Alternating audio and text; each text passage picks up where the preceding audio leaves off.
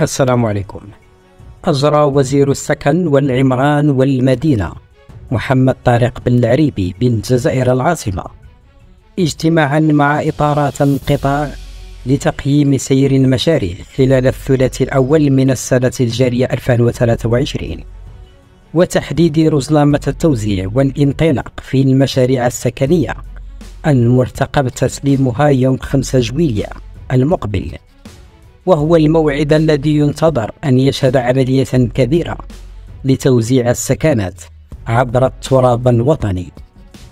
وكشف بيان لوزارة السكن أن الرزنامة التي تم تحديدها هي ولايات سكيكدا، بجاية بازات، بساكالما، قسنطينة والبوليدة.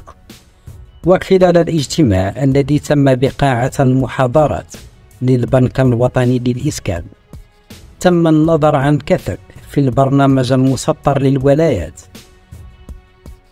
وأسدى بن العريبي تعليمات لإعطاء دافع ونفس جديدة لهذه المشاريع. كما وجه الوزير حسب البيان بمتابعة إنجاز البرامج غير المنطلقة قبل 30 جوان كأقصى حد،